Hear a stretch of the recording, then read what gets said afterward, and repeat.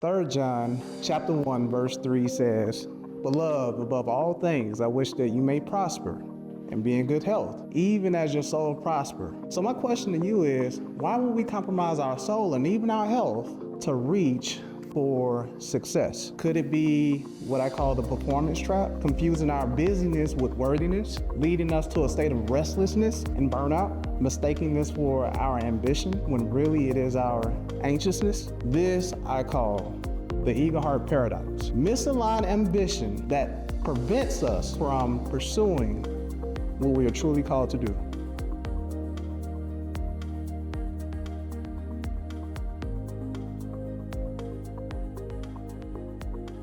I created the ego heart paradox alignment framework.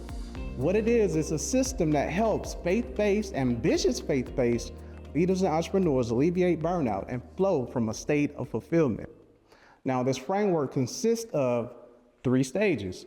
Number 1, we have surrender. Number 2, we have identity. And number 3, we have flow.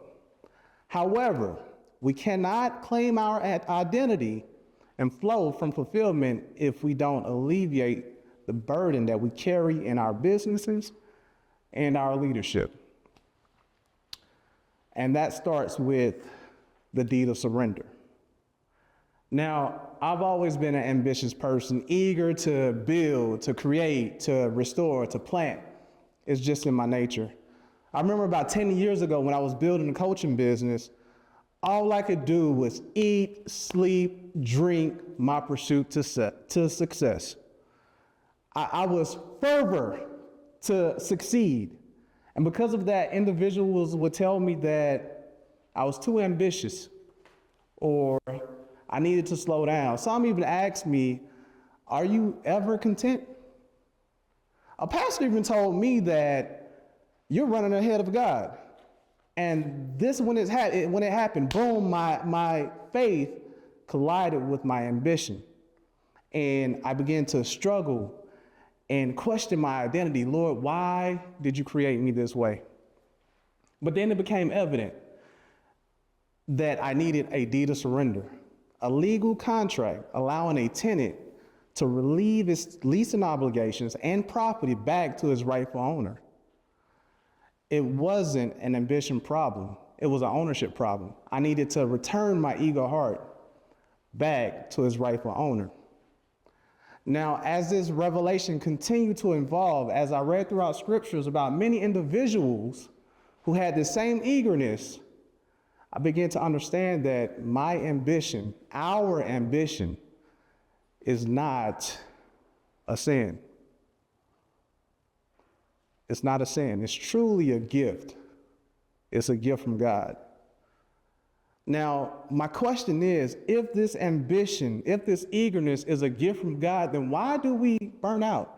Why do we bring ourselves to the end of our own abilities, leading to depletion? Well, I call this the paradox of power. Understanding that our strength alone is not sufficient for the work that God called us to do. The paradox of power is understanding true strength.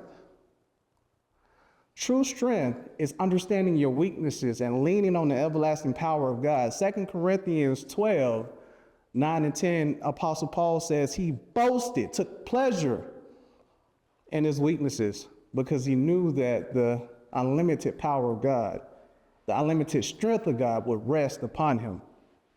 Now, have you ever done something, put so much effort into something and nothing happened until you forgot about it and it manifested?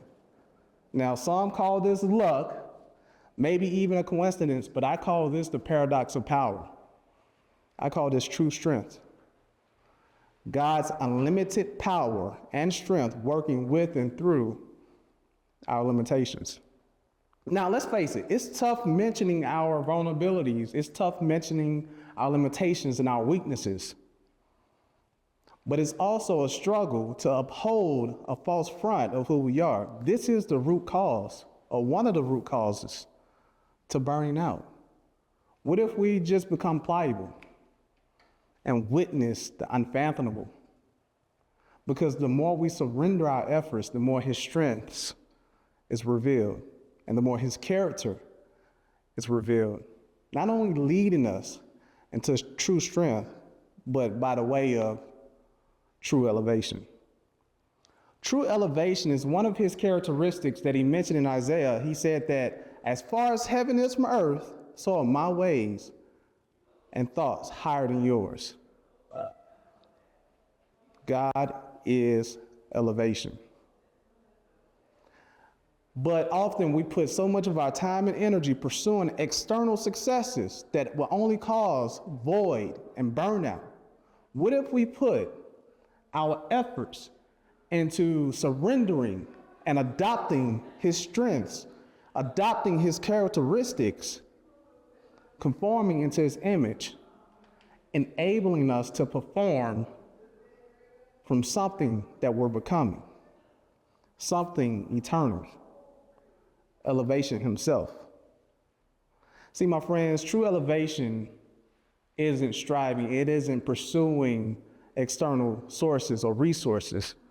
True elevation is conforming into elevation himself. It's not striving, it's conforming. This, my friend, is the answer to that paradox, because we'll no longer be anxious about things that we can't control, but we'll be confident in the person that we're becoming. We'll be confident in the person that God called us to do, and confident in the work that he called us to be and the works that he called us to do. This is the exit of the performance trap, because now we're performing from an unlimited source, from a source of abundance. Now, if you're tired of compromising your souls and compromising your health for success, and you're tired of burning out and you want to flow from fulfillment, the deed of surrender is only the first step.